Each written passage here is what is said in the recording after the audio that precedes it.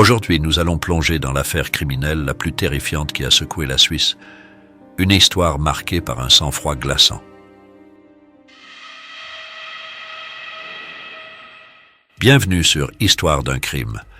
Mais avant de commencer, si vous êtes nouveau ici, sachez que je partage des histoires de crimes, résolues ou non, 2 fois par semaine sur cette chaîne. Si vous appréciez le contenu, n'hésitez pas à vous abonner. Maintenant, préparez-vous à entrer dans le cœur de cette affaire.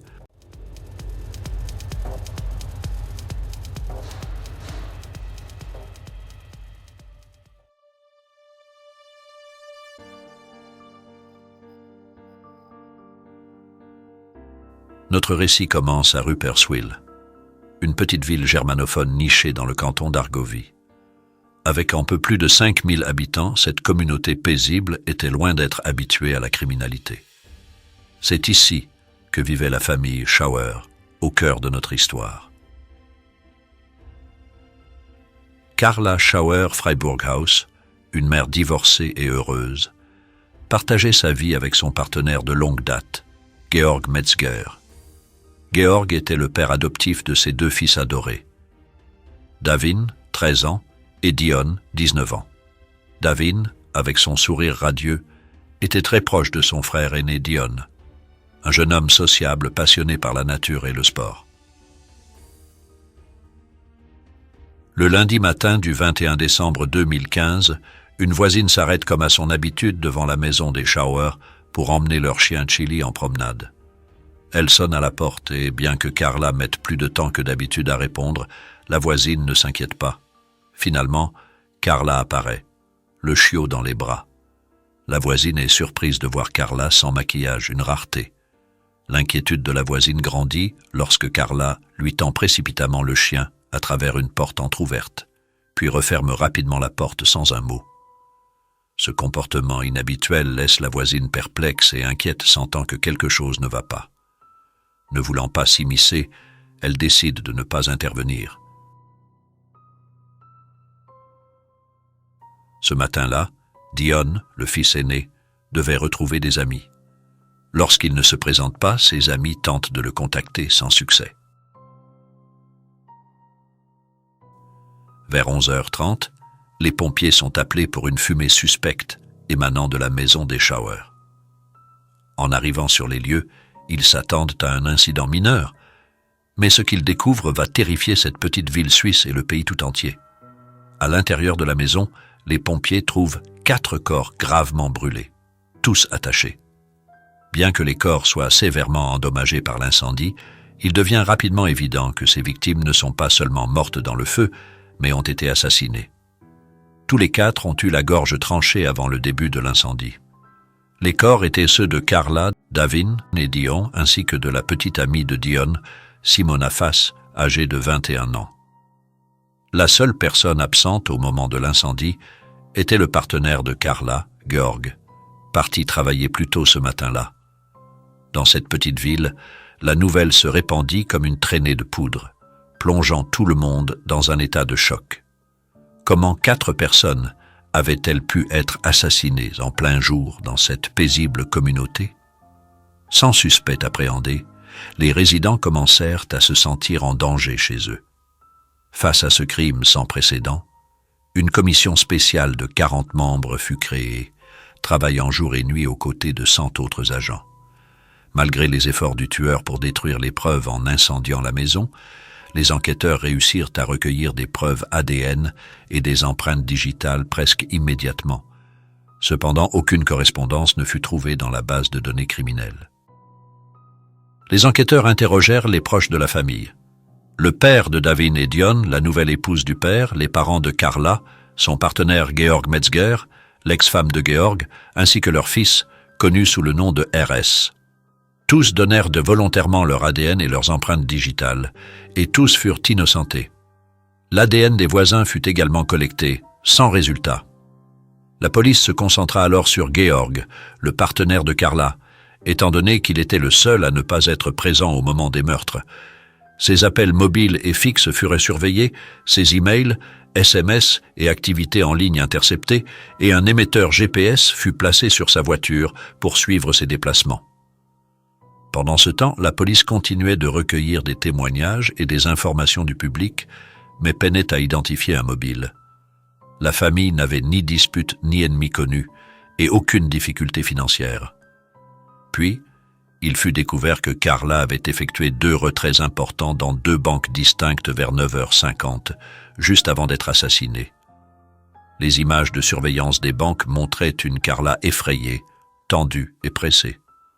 La police avait désormais un motif financier et continua d'explorer toutes les pistes possibles. Les enquêteurs ont sondé l'activité des antennes de téléphonie mobile dans la zone, mais avec près de 30 000 téléphones portables connectés autour de la scène du crime ce matin-là, cela ne les a pas aidés à isoler les auteurs. L'affaire a même été présentée dans une émission de télévision allemande populaire dédiée à la résolution de crimes, avec l'espoir que quelqu'un puisse fournir des informations utiles en voyant les photos de surveillance de Carla dans les banques. La police a également sollicité l'aide de l'Organisation internationale de police criminelle, Interpol, pour une coopération mondiale. Le 16 février, ils ont tenu leur première conférence de presse, offrant une récompense de 106 000 € pour toute information menant à la capture du ou des tueurs. Cette conférence a généré 250 nouvelles pistes et 110 personnes interrogées, mais toujours aucun suspect viable. Les enquêtes étaient incroyablement difficiles, car il n'y avait apparemment aucun lien entre les victimes et l'agresseur. 5 mois après le début de l'enquête, les autorités ont contacté Google pour obtenir les adresses IP des ordinateurs à proximité qui avaient recherché des informations sur la famille avant les meurtres. Une seule adresse IP a retenu leur attention, celle d'un jeune entraîneur de football de la région. Il avait recherché à plusieurs reprises des informations sur les victimes, leurs emplacements et divers autres détails sur la famille. L'étau se resserrait autour de ce suspect, et les enquêteurs espéraient enfin obtenir des réponses à cette affaire qui avait plongé Rupperswil dans l'effroi. Son nom était Thomas Nick. À 33 ans, ce célibataire vivait avec sa mère et leurs 2 chiens, menant une vie apparemment ordinaire. Respecté dans la communauté, il travaillait comme manager pour 2 clubs de football de jeunes locaux, aidant parfois à entraîner les équipes en cas de besoin. Cependant, peu de gens connaissaient vraiment sa vie personnelle, car il restait souvent seul. L'appartement qu'il partageait avec sa mère se trouvait à seulement 500 mètres de la maison des Schauer. Avec un suspect en vue, la police vérifia les enregistrements des antennes mobiles et constata que le téléphone portable de Thomas était bien présent dans la zone le jour du crime. Les enquêteurs apprirent qu'il promenait habituellement ses chiens chaque jour devant la maison des victimes, sauf le jour du meurtre, où son téléphone était étrangement silencieux. Sans casier judiciaire et sans preuves tangibles, la police ne pouvait pas l'arrêter.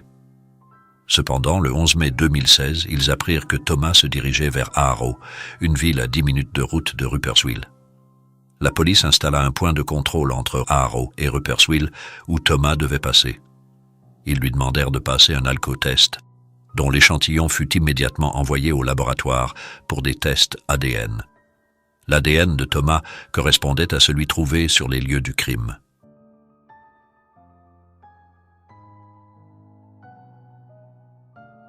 Le lendemain matin, juste avant 9 heures, alors que Thomas sirotait son café dans un Starbucks à Aarau, 10 agents se cachèrent derrière des bâtiments voisins. Une fois installés, ils intervinrent et l'arrêtèrent. Une cagoule noire fut placée sur sa tête pour qu'il ne puisse pas voir où il était emmené et que personne ne puisse le reconnaître. La police organisa rapidement une conférence de presse pour apaiser les craintes du public. Le procureur général annonça que le temps de l'incertitude était terminé. L'agresseur avait été arrêté. Lorsqu'ils ont arrêté Thomas, il portait un sac à dos contenant un pistolet de l'armée suisse, un couteau, un accélérateur d'incendie, une corde et des attaches zippées. Du ruban adhésif et des gants étaient tous soigneusement emballés et prêts à être utilisés. Une fois arrêté, à la surprise de la police, Thomas a avoué rapidement le crime, détaillant comment et pourquoi il s'était produit. Il a reconnu qu'il traquait Devin, le fils de Carla, âgé de 13 ans, depuis un certain temps avant les meurtres. Pendant que Thomas était au commissariat en train d'avouer, la police perquisitionnait son appartement. Là, outre les recherches sur la famille, il trouverait également sur son ordinateur plus de 1000 vidéos et plus de 10 000 photos explicites de jeunes garçons. Ils ont également trouvé un cahier répertoriant les noms de 11 garçons âgés de 11 à 14 ans, qui ressemblaient tous à Davin. Grâce aux preuves accumulées et aux aveux détaillés de Thomas, la police a pu reconstituer la série d'événements. Thomas, employé de manière précaire et vivant principalement aux dépens de sa mère, avait initialement rêvé de faire fortune en faisant chanter les gens, puis en les éliminant après avoir obtenu l'argent. Un matin, alors qu'il promenait ses chiens le long de son itinéraire habituel, Thomas aperçut Devin vacant à ses occupations quotidiennes. Au fil du temps, son obsession pour le jeune garçon grandit, le poussant à élaborer un plan pour intégrer David dans ses sombres desseins. Pendant des mois, il peaufina méticuleusement chaque détail des meurtres, cherchant désespérément un moyen d'attirer David dans son piège. Une fois son plan finalisé, il consigna tout dans le même cahier où la police avait déjà découvert les noms des autres jeunes garçons. C'était le mode opératoire officiel de Thomas et il se lisait. Le scénario serait le même. Une lettre de l'école, un vol, le d'une mineure, un meurtre et un incendie criminel. Thomas commença à traquer la famille. Apprenant leur routine quotidienne, falsifiant des pièces d'identité et des lettres, et mettant son plan à exécution.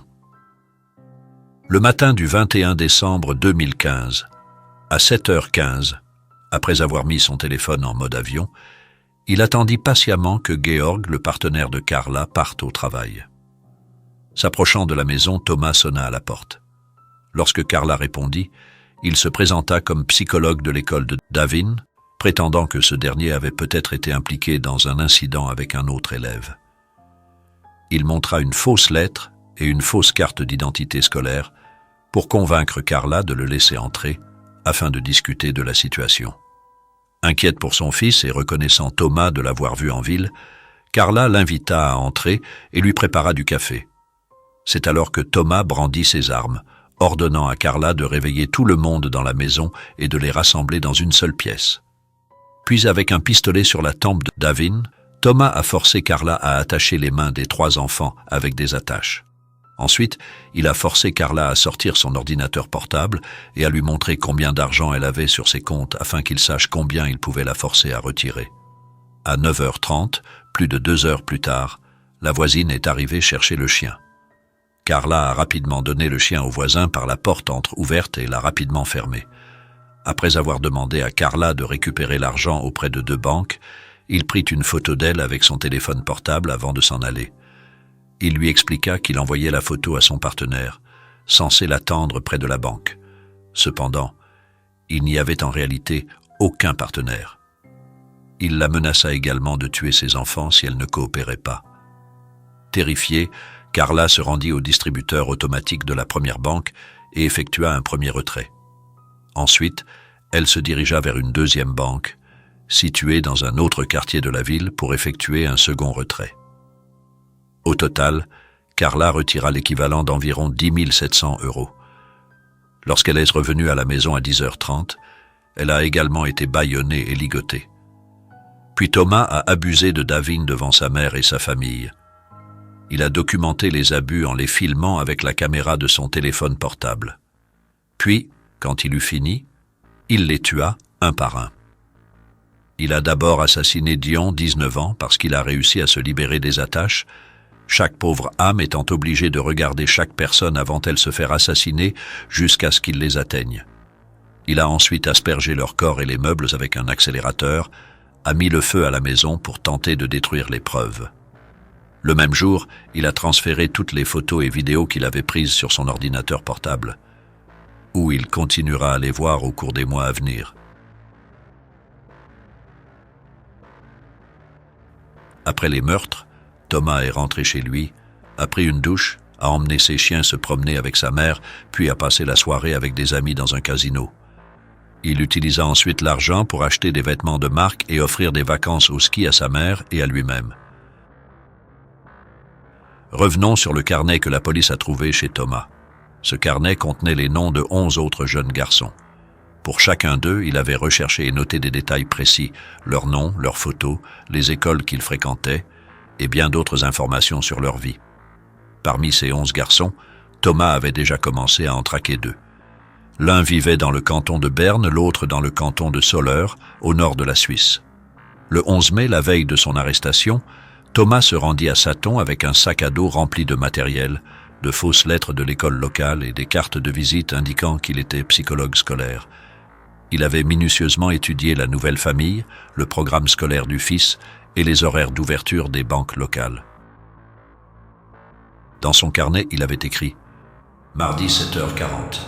Tout le monde à la maison est réveillé. » Pour des raisons inconnues, Thomas n'a réalisé aucun projet ce jour-là et est rentré chez lui.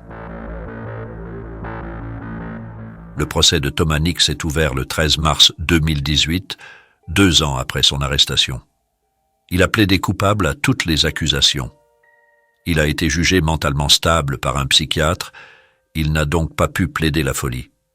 La notoriété de cette affaire était sans précédent en Suisse.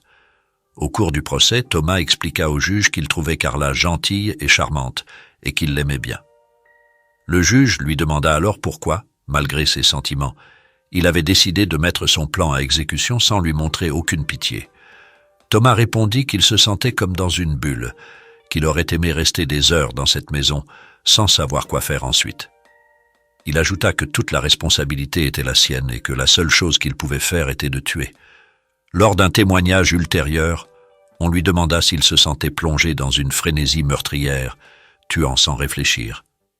Thomas nia cette affirmation, indiquant qu'il n'était pas dans une telle bulle. Il est choquant de constater que la défense de Thomas menée par Reinhardsen adopta une stratégie incompréhensible consistant à rejeter la faute sur les victimes. Elle affirma que les victimes étaient en partie responsables, notamment la mère qui avait laissé l'agresseur entrer dans l'appartement. Elle ajouta que Thomas n'avait pas causé plus de douleur que nécessaire pour un meurtre et qu'il ne tuait pas pour le plaisir. Le public n'accueillit pas bien cette stratégie de défense. Au tribunal, Thomas révéla qu'il n'avait jamais eu peur de commettre ces crimes, mais qu'il craignait de décevoir sa mère. Il avoua qu'il avait abandonné ses études universitaires sans jamais le lui dire, ce qui le fit pleurer au tribunal. Thomas fut reconnu coupable de tous les chefs d'accusation, y compris plusieurs meurtres, extorsions, prise d'otages, agressions, incendies criminels et bien d'autres. Le parquet a demandé que Thomas soit condamné à la peine la plus élevée, la réclusion à perpétuité, réservée en Suisse aux criminels jugés incurables par thérapie. Une personne condamnée à la réclusion à perpétuité ne peut être libérée que si de nouvelles informations scientifiques rendent possible une thérapie, ou si, en raison de la vieillesse ou de la maladie, l'accusé ne représente plus un risque pour la société. Cette sentence ne peut être prononcée que si 2 psychiatres indépendants diagnostiquent que le criminel est incurable. Malheureusement, les 2 psychiatres qui ont examiné Nick n'ont pas pu affirmer avec certitude à 100% qu'il était incurable. Thomas a donc été condamné à une peine de prison indéterminée, ce qui signifie qu'il doit purger au moins 20 ans derrière les barreaux. Après cette période, il ne pourra bénéficier d'une libération conditionnelle que si des conditions strictes sont remplies. Thomas purge actuellement sa peine à Regensdorf, en Suisse. Il suit une thérapie et a été condamné à payer 100 000 € aux proches des victimes. En ce qui concerne l'hébergement, la Suisse possède certains des établissements pénitentiaires les mieux classés au monde pour ses détenus, se classant parmi les 10 premiers. Bien que la plupart des cellules ne soient pas luxueuses, elles ressemblent généralement davantage à des dortoirs ou à des chambres d'hôtel. Thomas a un bon comportement en prison. Tous ses appels sont destinés à sa mère, qui est également la seule personne à lui rendre visite. Thomas dit qu'il envisage d'étudier l'économie pendant son incarcération, puis de sortir, de prendre soin de sa mère et de ses chiens, et de se réadapter à la société. Le 21 décembre 2015, Georg a perdu l'amour de sa vie, ainsi que ses 2 fils adoptifs. Il a marqué cette perte et leur vie dans un livre qu'il a écrit intitulé « For immer », qui signifie « pour toujours ». Le père de Carla a déclaré concernant cette perte « C'est la première pensée pour moi, ma femme et mon fils. Quand on se réveille le matin, la douleur est insupportable. » Mes chers amis, nous voici arrivés à la fin de notre récit. Pensez-vous que Thomas Nick aurait dû avoir la possibilité d'être réhabilité? Et pensez-vous que la réhabilitation est même possible pour lui? J'aimerais connaître vos pensées sur cette affaire. N'hésitez pas de partager votre avis en commentaire.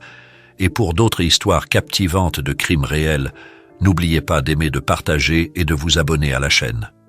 Merci.